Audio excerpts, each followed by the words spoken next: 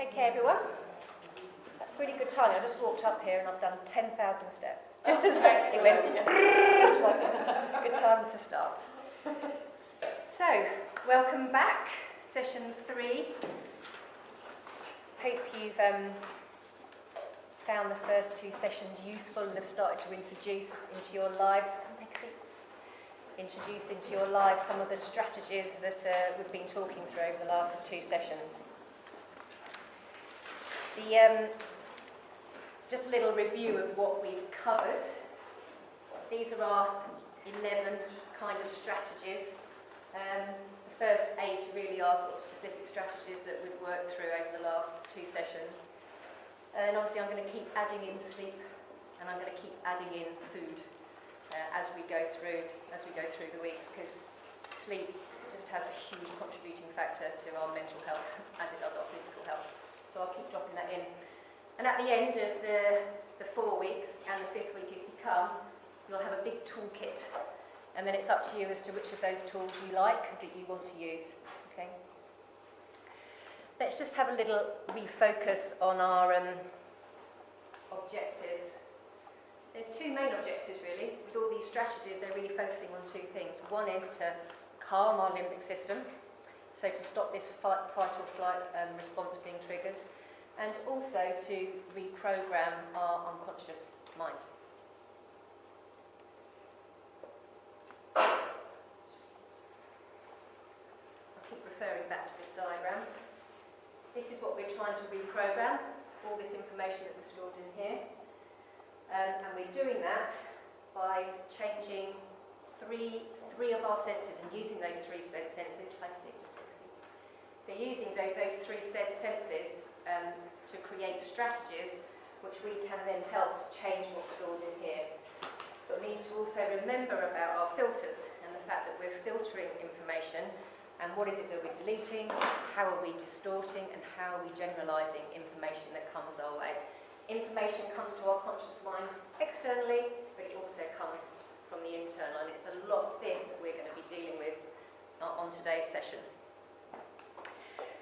The 3 senses, visual, auditory and kinesthetic, we took out into the emotional triangle. Last time we were focusing on the kinesthetic element, and I've also snuck in behaviour here as well.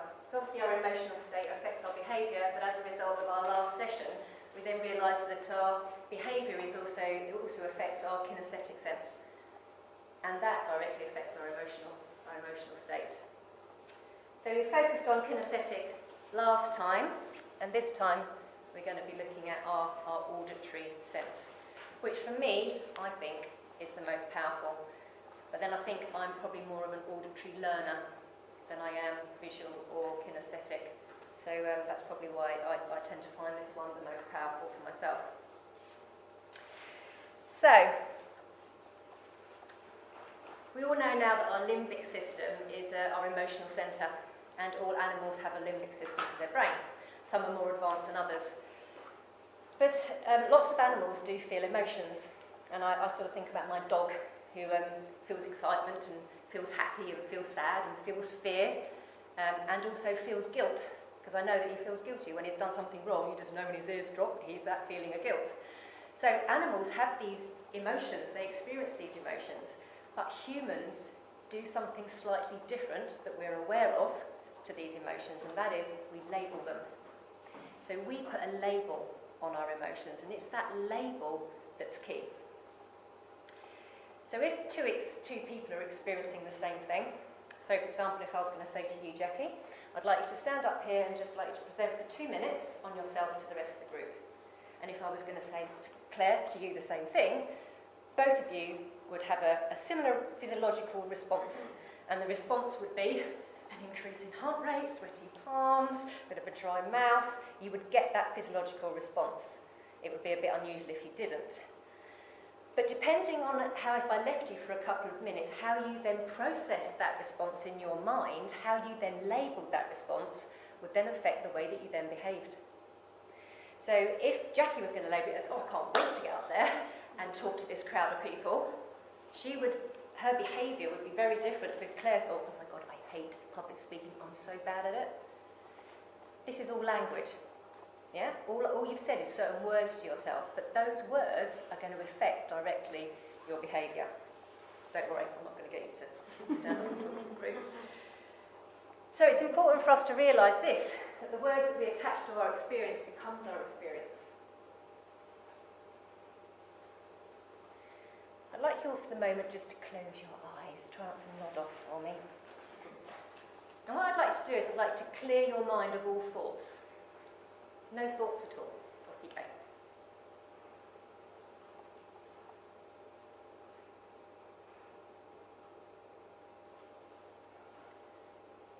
Okay, you can open your eyes. How long do you last?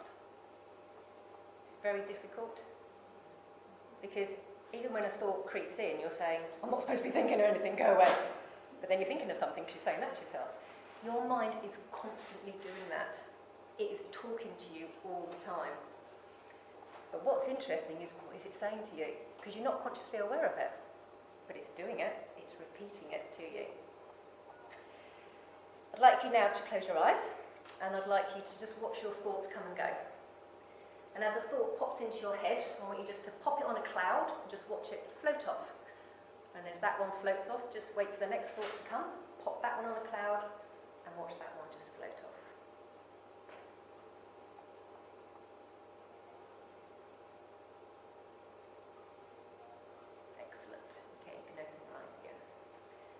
All that is chemical chatter. That is your neurons just all firing and a bunch of chemicals travelling across the synapses to create language in your mind. That's all it is chemical chatter. I read a while ago that we have on average 55,000 thoughts a day, 50,000 of which we had yesterday. What we do is we repeat this cycle from here to here to here is constantly going. And that's all very well if what's stored in here is a load of good stuff. But if there's anything that's not so supportive and positive in there, and that's going round 50,000 times a day, you can kind of see where our negative thought processes come from.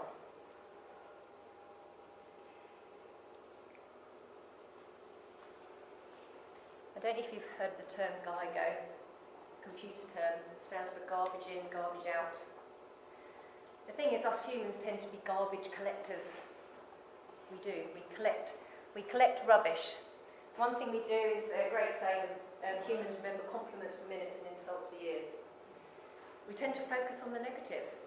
And remember what I told you before, that we're actually predisposed to focus on the negative.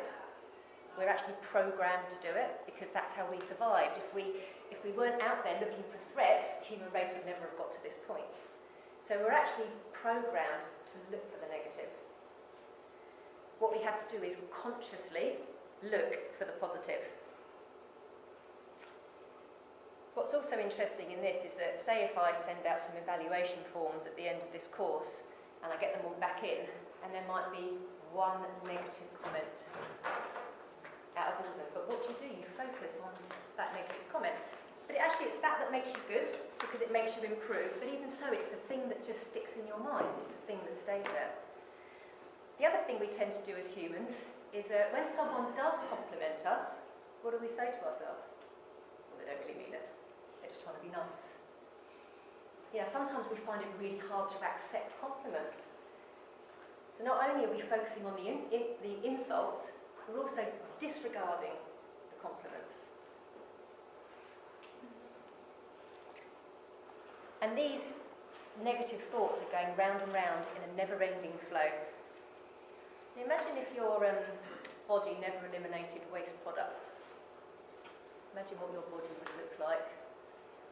Well, that's kind of what your mind looks like then. Yeah?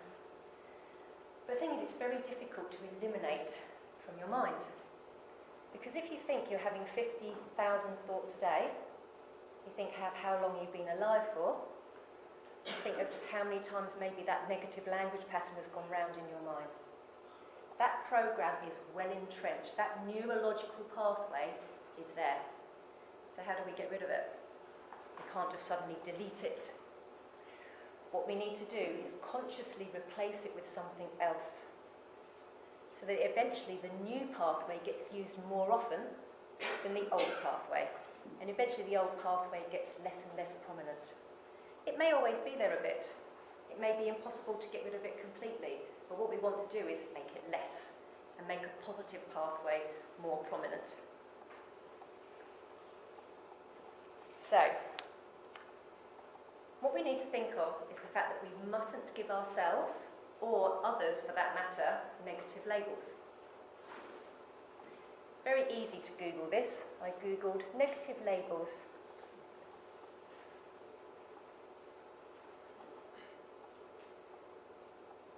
These are things that we say to ourselves. These things go round and round and round in our minds. And I know that children say it to themselves as well, because you can hear it coming out of your children's mouths sometimes. So these are the negative labels that we're repeating to ourselves. The problem is there is a fault with the English language. Because in the English language we say, I am messy, or I am stupid, or I am shy, or I am worthless. If we lived in France, or in the Mediterranean country, we would say, I have shyness, I have sadness, I have anxiety. There's a big difference between having something and being something. Because when you have it, it's temporary and you can get rid of it. But when you are it, it's kind of permanent. It becomes your identity. What we need to be saying to ourselves instead is that we acted in a certain way, or we behaved in a certain way. We need to separate ourselves from our behaviours. Because we are not our behaviours. We just acted that way because of what we were focusing on, what we were saying to ourselves, and what our body language was doing at that moment in time. And that's what created that behaviour from that emotional state that we were in at that moment in time. It doesn't mean to say we are that person. So be very, very aware of labelling yourself negatively. Because making those generalisations about yourself creates beliefs inside yourself that then governs your future actions. So, that takes us nicely on to our first strategy. So I asked you all to bring pen and paper tonight, because there will be a little bit of writing for you. And it's good for you to do it in here, because I know when you get home, you're busy, life gets on, and you don't get the chance to do these things. So now's your opportunity to really focus on yourself and what it is that you'd like to achieve. So the first thing that we're talking about is labelling. And I'm going to ask you 4 questions, and you need to write down the answers to these 4 questions. The first one is, I want you just to think about a friend or a colleague who respects you, who admires you. And I want you to write down 3 things that you think you have that they like. What do they admire about you? What do they respect about you? Yeah?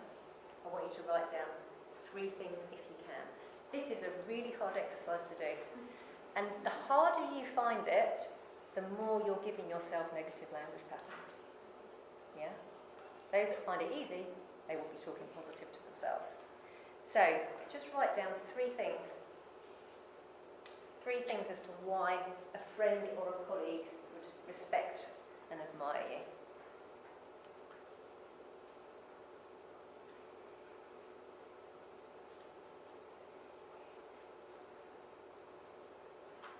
If you can't get to 3, don't worry. There'll be more examples later. My next one, I want you to think about someone who loves you, someone who cares about you.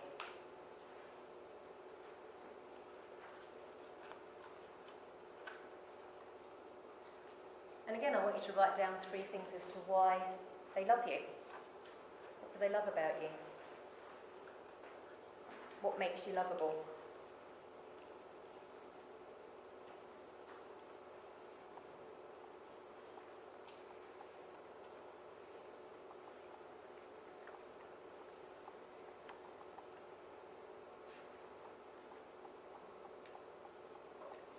Next. I want you to think of a time in the past when you felt really good about yourself. Some of you may sit there and think, oh, when was that? When did I feel really good about myself? When you achieved something, maybe. Maybe you just did something really nice for somebody. Or you just think of a time, it can be a long while ago. Whenever I do this one, I go back to the age of 12, when I competed at Wembley in a gymnastics competition. My first, huge achievement. And I always go back to that moment, because that was, one of my biggest moments. And I want you to write down, what were the 3 things that made you feel really good about yourself there? What was it that you had that allowed you to achieve that?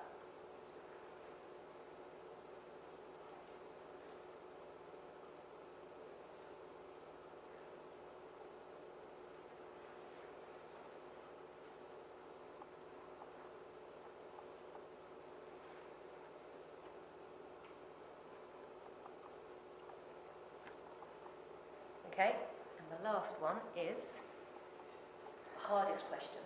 What do you admire about yourself now? What do you like about yourself now? A lot of my clients find this the hardest one to answer.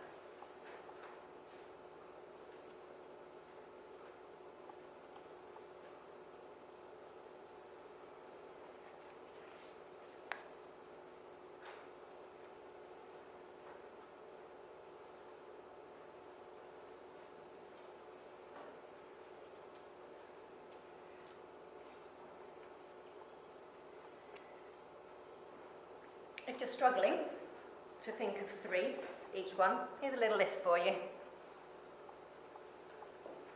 You can nick any off there that you like, by the way. If you go down and go, oh yes, I am that. Oh, I forgot about that one. I'm one of those as well. Add some more in, as many as you like.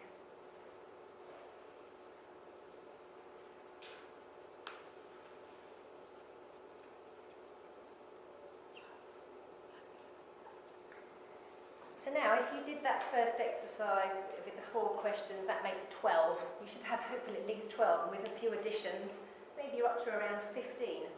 Great things about yourself. And how often do you say those things about yourself on a daily basis? Probably not that often.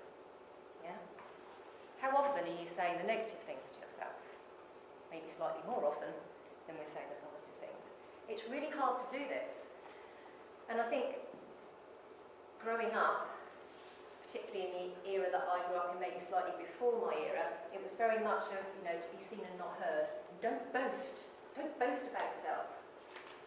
I'm now saying boast. Boast about yourself to yourself as much as you like. You don't have to tell anybody else about it. You just need to be telling yourself.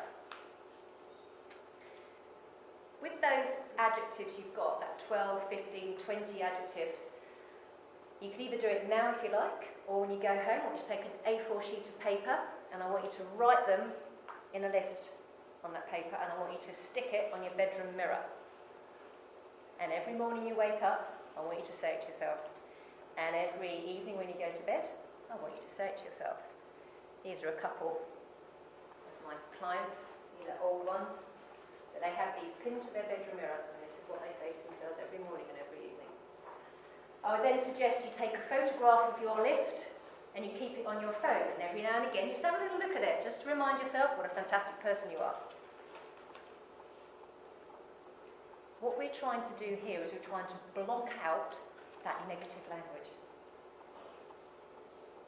and replace it with something that's more supportive and more positive for us.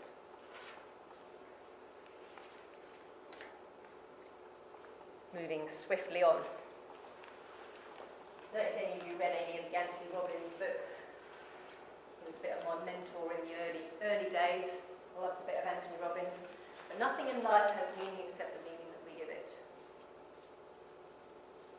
I think Oxford University took this a little bit far with one of their interview questions. I had a friend whose son went for an interview for Oxbridge. And he sat down in the room, 5 examiners. And the first question was, that's a table and that's a chair. How do we know that? That was the first question. And if he knew his Anthony Robbins stuff, he'd have been able to tell it, wouldn't he? But nothing in life life has meaning except the meaning that we give it. The thing is, these are all beliefs that we have about ourselves, and beliefs actually are a conscious choice. So we need to speak well of ourselves, because to change our behaviour, we need to change our beliefs. I'll give you a good example of how powerful beliefs are. Roger Bannister, first man to run a mile in under 4 minutes. It was in 1954. 1954, Roger Bannister ran a mile in 3 minutes and 59.4 seconds. That's how quickly he ran down his mile. Up until 1954, until Roger Bannister stepped onto the track that time, people have been trying for years to run a mile in under 4 minutes and nobody could do it. Years and years, everyone had been trying to break the 4-minute mile. It got to the point where scientists started to say, maybe it's humanly impossible. Maybe physically we are unable to run a mile in under 4 minutes. I wonder what that did to people's belief systems when scientists say maybe it's physically impossible. Well, obviously Roger Bannister wasn't listening to the scientists, and he went out there and ran his mile in 3 minutes and 59.4 seconds. But after he'd run that mile, later that year, 37 other people ran a mile in under 4 minutes.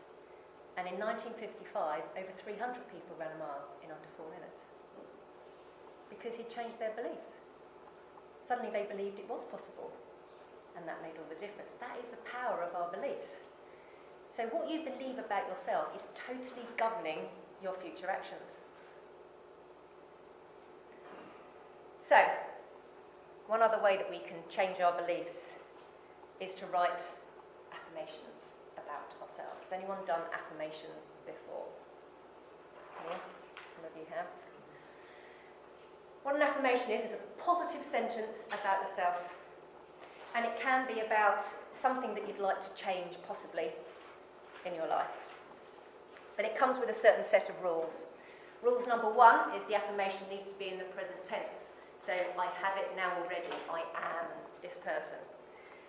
The next rule is it has to be positive. It can't be, I'm going to stop being anxious. Because that's a negative. And when you say to yourself, stop being anxious, what's the word that you're focusing on? Anxious. The thing is, the unconscious mind cannot process negatives. If I say to you, whatever you do, don't think of a pink elephant, what are you thinking of? Pink elephant, yeah. In class when I was little, if we got into trouble, we used to have to write lines. I don't know if they do that in school anymore. But if a kid was caught talking in class, for example, they would say, I must not speak in class. And they'd have to go in break, and they'd have to write 100 times, I must not talk in class. I must not talk in class. What are they telling themselves to do? What's the visual image when you say, I must not talk in class? It's like when we say to children, don't jump on the sofa. What's the visual image? Jumping on the sofa. So we need to tell ourselves what we want to do, not what we don't want to do. It's a good example of this. I like my Michelangelo cartoon. Exactly the same thing. So it needs to be positive. So, present tense, positive, specific. It needs to be about one area at a time. So I want you just to be focusing on one thing at a time. You might have lots of things that you want to work on, but just work on one at a time, and then you can change it and do a new one. It needs to be simple and straightforward. Yeah, nothing too complicated, no complicated language, but language that you like, language that inspires you. And it needs to be personalised. So it has to be initiated and maintained by you. Not about anybody else. It's about you. So, for example, if we were dealing with anxiety, you might want to have an affirmation which tells you to be calm. So, your affirmation could be any of these things. I feel calm and confident, or calmly in control, or I feel happy and collected, or I feel safe and secure. So what I want you to do is take a few minutes. I want you to think about those times when you are feeling anxious. Think about those times where you do worry. And I want you to think about what could you be saying to yourself instead? What could be your positive affirmation that that you could use in that moment of crisis. Okay? So just sit and just think about what can it be. That's a couple of examples there. You can copy that and have it exactly the same if that's what you like. But if you wanted to put in your own language, which is obviously better, then use that. It doesn't have to say I feel, it can be I am. Remember, it needs to be in the present tense and positive. Write down your own affirmation.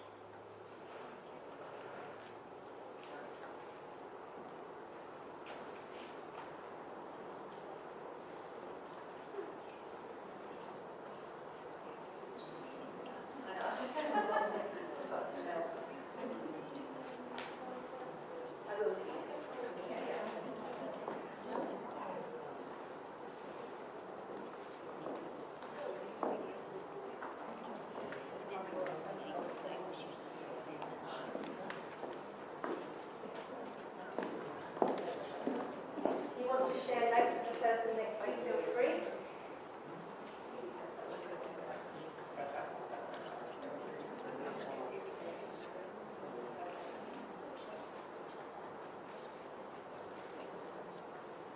Okay, so now you have a positive sentence, which is about you being calm in a moment of stress.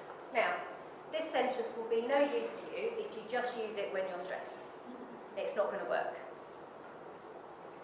Because when you're stressed, what's coming out? Your unconscious mind. And your unconscious mind has a negative language pattern which isn't supporting you. So you need to change that negative language pattern. And by doing that, you need to repeat what you've just written down to yourself 100 times a day, out loud and with conviction, like you mean it. Yeah? It needs to be something that just goes round and round and round and round in your head. So eventually the unconscious mind goes, oh, I'm actually calm and in control here. You need to just repeat yourself. You will be amazed as to how effective this is. I'll give you an example of where I first used this. I used to wake up feeling anxious all the time. And I thought there was something wrong with me. Whenever I woke up, I just had a feeling of like something was wrong. There's a sense of doom, something was going to go wrong. And then I'd say, Andrew, it's Tuesday, just get up. But there was this feeling of anxiety when I woke up. So I wrote myself an affirmation which was, I sleep peacefully and I wake feeling calm. And I wrote it on little cards, and I put it in my phone, and I put it in my car, and I put it in my in tray at work, and I stuck it on the bedroom mirror, and I stuck it on the bathroom mirror, and I stuck it on the fridge, and I stuck it on the television, and I had it everywhere. And every time I saw it, I had to repeat it to myself. And in a week, it stopped. And I thought, how did that happen? But that was just me just programming my unconscious mind to think differently. Instead of saying to myself, I always wake up feeling anxious. Well, if you're going to tell yourself that, funny enough, that's what's going to happen. You're going to gravitate towards your dominant thoughts. So you need to put a different thought in its place. Other examples. With children, before they sit down and revise, what do? Before they sit and go, oh, God, I've got to revise. This is so boring, I can't wait till I get through this. Yeah? Immediately they're in that mindset. Really hard then to get themselves motivated to sit and revise. If they've been saying to themselves, I'm motivated and smart 100 times a day for a week leading up to their revision time, they might feel slightly different when they sit down to revise. Before they walk into an exam, they're always going, oh my God, do I know it? Am I going to forget it? What happens if the right questions don't come up? They're the thought process that are going through their minds. Why not something like this? I can't wait to get through this. I want to show them what I've got. Completely different language pattern. Now, what's funny is some of you might be saying, but I can't say that because it's not true. But that would have been me. And I go, exactly, change is about becoming not me. That's what it's about. So the thing is, the negative language pattern you're saying, which is, I'm not going to be very good at this, isn't helping you. Isn't supporting you in any way. So why not say something to yourself that is going to support you, even if it's not true? Just say something to yourself that's going to support you. Another client of mine that wanted to lose weight, and she just had this image of herself as, I'm the overweight person. I'm the fat person, I always have been. So her affirmation was, I am slim, energetic and beautiful. And she just repeated it herself to 100 times a day. She turned up a week later, she even looked different just because she was sort of like exuberant with energy. Just because she'd been saying this to herself, instead of saying, yeah, just that language pattern, just changing it has that direct impact on you. So, act as if. Even if you don't believe it now, pretend you do. The power of acting as if. We talked about this in the last session. Pretend. When people say to me, I can't do that, Andrea, it's not me, I say, well, just pretend you can. Pretend you're that person. If you know someone that's like that, pretend you're them for a bit. Just copy them. Now, I've handed around some stickers to you. We've got a sheet of stickers. What I want you to do is, when you walk out of here, you'll forget to say your affirmations. So what I want you to do is stick those stickers in places that you frequent. On your steering wheel of your car, on your bathroom mirror, on the fridge, on the kitchen sink, wherever you go, stick a little gold sticker. All your family will be going, what's that sticker there? Why did you put that there? Just say, none of your business.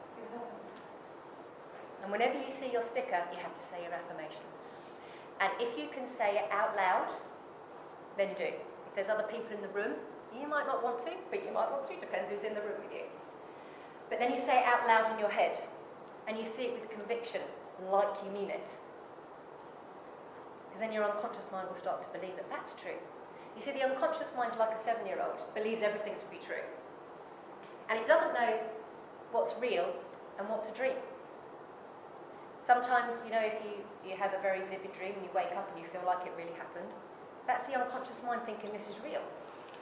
So even if you're playing with visual images in your mind, and you're playing with language patterns, and you're playing with your physiology, and you're just making it up, and you're doing it with conviction like you mean it, your unconscious mind thinks it's real. Yeah? So, use those stickers, put them everywhere, whenever you see it, repeating your affirmation. This now takes us nicely onto something that's a little bit more advanced than just affirmations. This is really about changing what you believe about yourself. See, a belief is a certainty about what something means. They're guiding passions in our life that give meaning and direction. I like to say that a belief is a bit like a tabletop. We're going to put the belief on the top of the table supported by the legs, and the legs are our experiences. The more experiences we have, the stronger the belief becomes.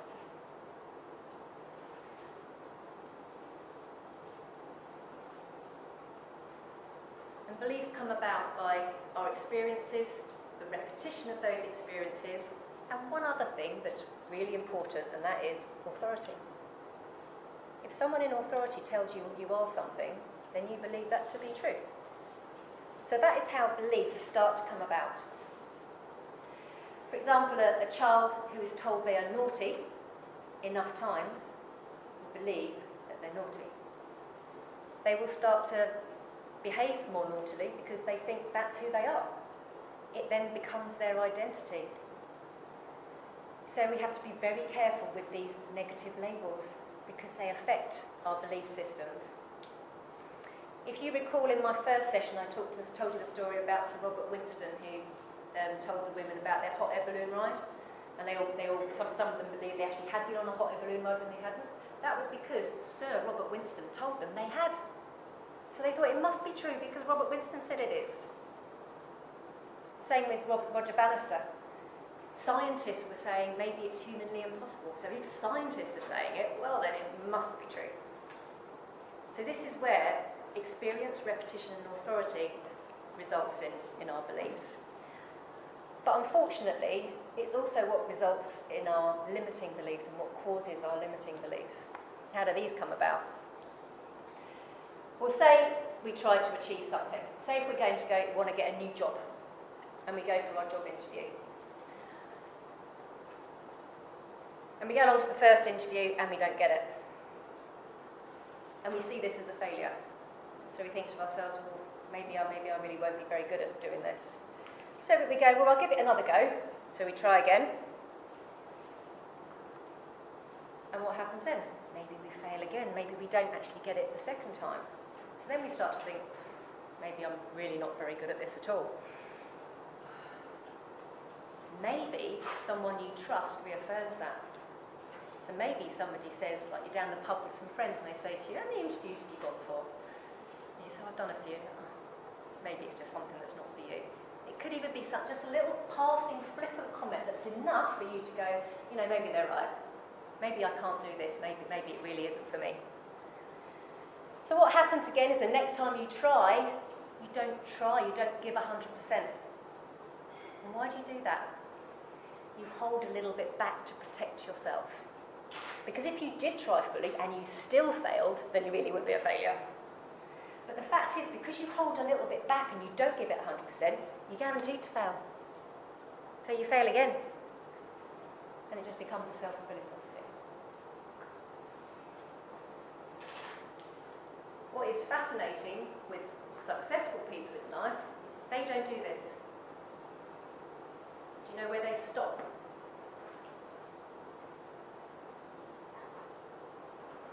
There's a line through that. They try and achieve something, they don't get it right the first time. They do not see failure as a failure. They see it as a way to learn to get better. They never go through this process. Walt Disney had a dream that he wanted to create heaven on earth. Do you know how many times that was rejected? How many people he had to go to try and get that into place? 302 times he was rejected till eventually someone said, okay, we'll take you on. Colonel Saunders, Kentucky Fried Chicken, didn't start his business till he was 68 years old. Decided that he wanted to set up a restaurant and sold his house, bought a car and travelled around America trying to sell his chicken recipe into restaurants. Do you know how many restaurants he knocked on the door of? 1,009. In a way, I'm upset really that he got to 1,010 and they accepted it. It's not my favourite chain of restaurants at all. But see these people, the ones that have made it, it's because of this. They didn't see these rejections as failures at all. They just saw it as a way not to do it next time. Yeah? So that's how we build up our limiting beliefs. When we have powerful guiding beliefs, we can kind of create our own world and the action that we want to take in that world. When we don't have powerful beliefs, when we have lots of limiting beliefs, we're like a boat without a rudder. You know, we don't know which direction we're going in. And the thing is, beliefs is a conscious choice. So we can either choose beliefs that limit us, or choose beliefs that support us. It's our choice. So, another way of looking at it is to change your thoughts. If you change your thoughts, you can change your beliefs. Just look at this little chart. So your thoughts will create your actions will create results, your results will create your beliefs, and your beliefs will be part of your thoughts. So if you change your thoughts, you're going to change your beliefs. But you have to consciously change your thoughts. It's not something that will just happen unconsciously. And that is why with your affirmation, you've got to do it 100 times a day. Because if you think of the flip side of that affirmation, the negative side of the worried person that comes out in you, how many times a day do you say that to yourself? And how many times have you said that to yourself over your lifetime? It's going to take a long time to rewire it. That's why you have to do it so often. So, let's just see what beliefs you have about yourselves.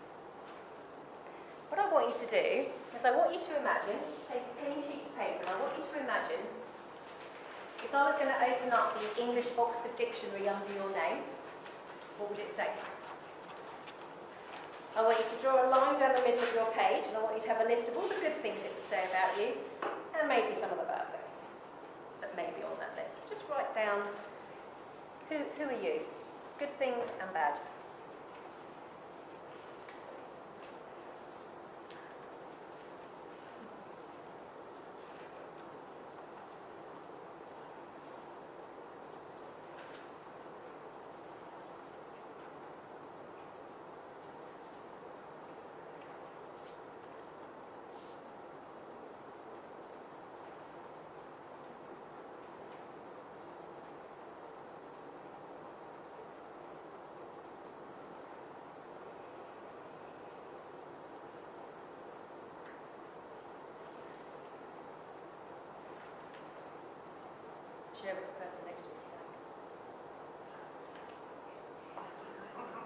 not to share your good and bad things with your neighbour.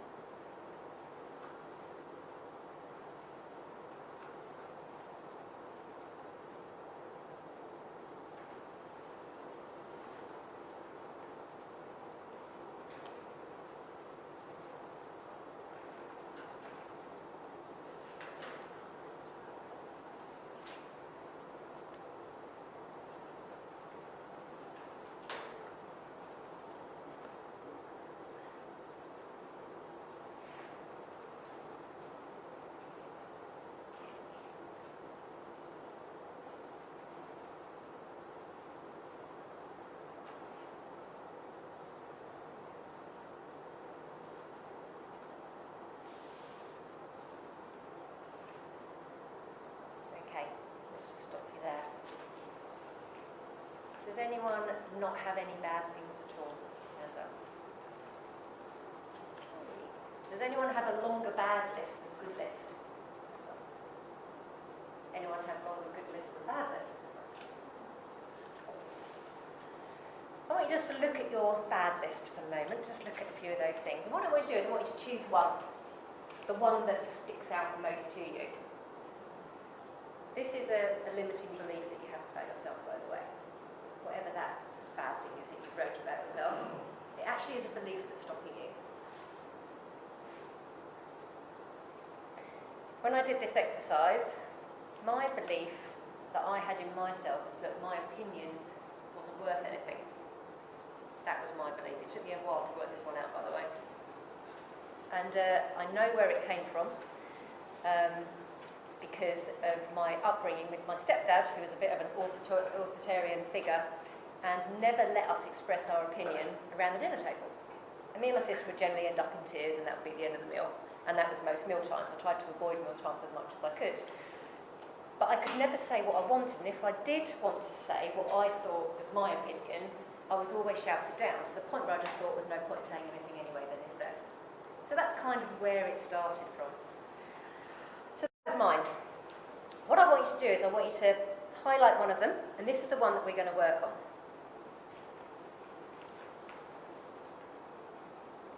First question I want you to ask yourself is, where did it come from? Where did this belief that you have about yourself come from? How did it start? Yeah? How did it start? Was it an experience you had? Was it something somebody said to you? Think about, where did it come from? Where did it start? If you can't work that one out, don't worry. Sometimes we don't know, but you might suddenly, after this session, go, that's where it's come from. And then these other questions start to fall into place. Because is it true? Look at that belief that you said about yourself. Is it 100% true? Do you ever not do it? And this is where it comes down to I am. You know, I am stupidless, or I am worthless, or I am a warrior. It's about creating that identity for ourselves. Because if you don't do it all the time, it's not true. It's just a behaviour that you sometimes exhibit. It's not you as a person. But we will call ourselves that. We will say we are that person. This is interesting. Does it serve any purpose? So for me, having that label of my opinion's worthless and there's no point in me saying anything, it actually let me off the hook. That was the positive side of it. It gave me the chance of not bothering communicating something. I could just sit there and be quiet and not have to face controversy. Yeah? That was the purpose it served. If one of yours is that you're an anxious person, what purpose is that serving? Is it serving the purpose that you don't have to be courageous? If you just use anxiety as something that stops you from doing things? Because there will be a positive intention behind that.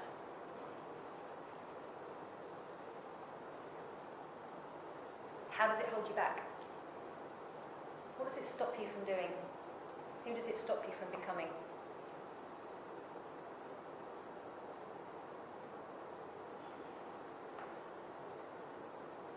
And who would you be if you didn't have it? So imagine if that belief about you was the complete opposite. Who would you be? Who would you be instead?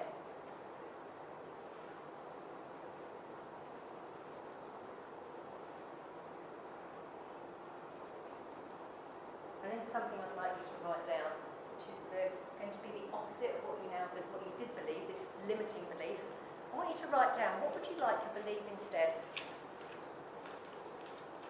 So my one, which was, I have the right to express my opinion. That's all mine was. What do you want to believe instead? This belief is like an affirmation for you. This belief is a positive statement that completely flips your limiting belief.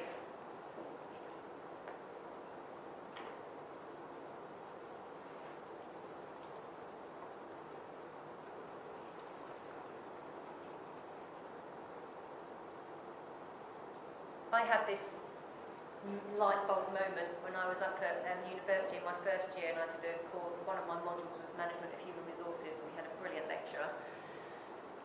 And in one of the lectures, he brought out the Bill of Human Rights, written in the United Nations. It was in the 1950s or something. And there were 30 things on this list, 30 human rights. And I was reading down it. Number 19 is, and I can read it out to you, freedom of expression. We all have the right to think what we like, to say what we think, and share our ideas with others. I read it, and I reread it, and I reread it. I thought, that's what I have, and that's what I don't do. Yeah, that's what it was limiting me from doing.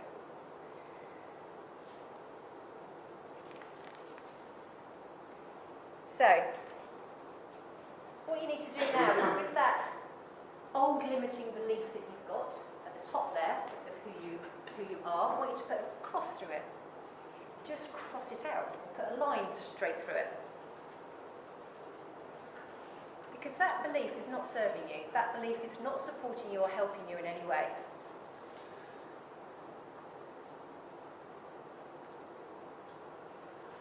One thing that I do is, whenever my limiting belief pops up, I say it to myself in a silly voice.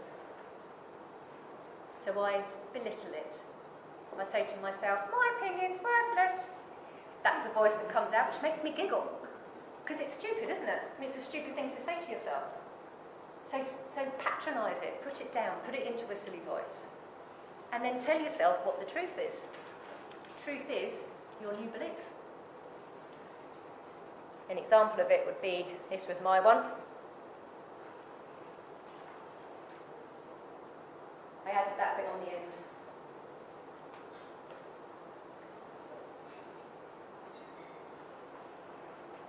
With this new belief you have about yourself, just like the belief we did earlier, just like the affirmation we did earlier, you need to repeat it to yourself out loud 100 times a day with conviction, like you mean it. Desire it with every fibre of your being, and most of all, expect it to happen. Expect it to be there. Remember we talked about faking it? Fake it till you make it, fake it till you become it. It's the same thing, same principle here.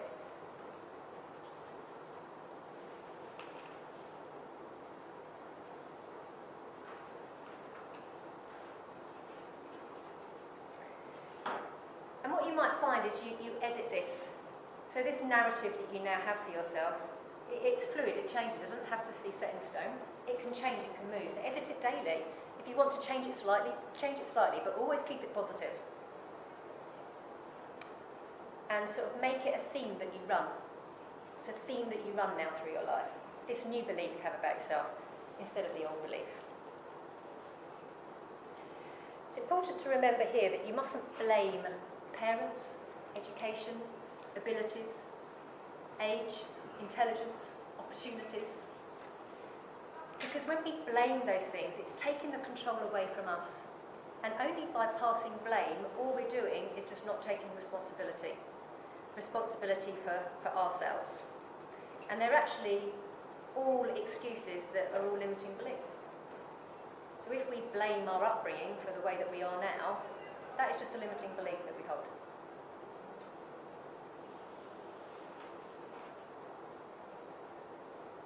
And if you do have this really good internal positive belief system, once you've done all these things and nurtured yourself and got more internal positive belief, does that mean that you're not going to make mistakes and things aren't going to go wrong and you're going to fail sometimes? Well, of course not. You are still going to make mistakes and you are still going to fail. But what will happen is you'll come back. You'll return and pick yourself up and dust yourself down much more quickly and be able to get back on with life. That's what it will help you do. It's a nice little poem which is anonymous actually. I don't know who wrote this, but I do like it.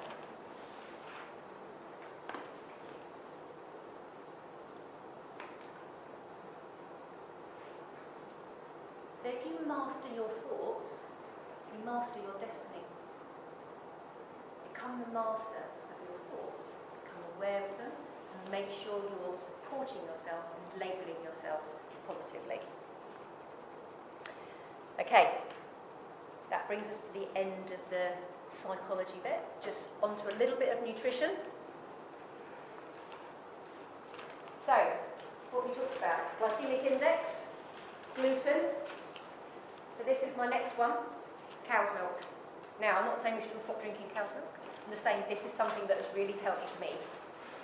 And having read a lot of the research into this, there are a few things that I just wanted to make you aware of. I know some of us are very intolerant to cow's milk. A lot of people are intolerant to lactose and tend to just stay away from it anyway. But I didn't think I was until I came off it. And then I realised how intolerant I was to it. Cow's milk has a protein in it called A1 casein, and this is something that we're quite intolerant to. What is interesting is that we never used to be intolerant to it. We've drunk cow's milk for centuries. So we never used to be intolerant to it, but we are now. And the reason why we are now is because our gut bacteria has been destroyed somewhat because of modern day society, and we now do not have the bacteria within our intestines to be able to digest it. So it's not that there's anything wrong with cow's milk, it's what's wrong with us now. So some people can tolerate it, but lots of people can't. I thought I could until I stopped it, and then I realised how intolerant I was.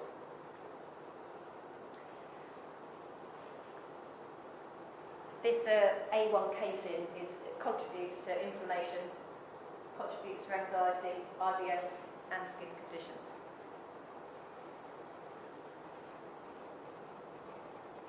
Other things that you can try. Oh, by the way, you talk about cow's milk, all the other products that go with it. So that's butter, that's yogurts, cheese. All these things still have this protein in it. So, one thing that I've gone down the line of is replacing it with goat's milk. Now, this has been quite a funny story because my family drink a lot of cow's milk. My husband drank 15 pints a week. My son probably 3 or 4 pints a week. I just immediately switched over to goat's milk without telling anybody. And it came in the same bottles. So my husband's kind of spotted it on Sunday. He gets up in the morning, goes and gets his cereal, pours on the goat's milk, ate it, skips off to school. And as he was skipping out the door, I said to him, "How's your cereal this morning?" And he said, "It was fine, why?" I said, "That was goat's milk." "Oh, no, it wasn't, was it?" "Yes, that was goat's milk." They can't tell the difference. What I found by switching to goat's milk is it's much easier to digest. And I'll tell you why. It does have casein in it, but it's called A2 casein. I don't know if you've seen on some of the supermarkets now they're bringing out A2 milk. Yeah, they're jumping onto this bandwagon, this cow's milk, trying to jump onto the bandwagon of A2 milk. They're obviously changing, genetically modifying their cows or something to make them get A2 milk. But actually goat's milk is much easier to digest. It's the closest milk to human breast milk. It actually is higher in calcium than cow's milk, higher in phosphorus, zinc and selenium, which will help with neurodegenerative disorders. It's lower in cholesterol and it's better for the skin. It is, however, lower in B12 and in folate. So if if you want to switch to goat's milk, just be aware that you're actually making sure you're getting some good B12 and good folate in your diet.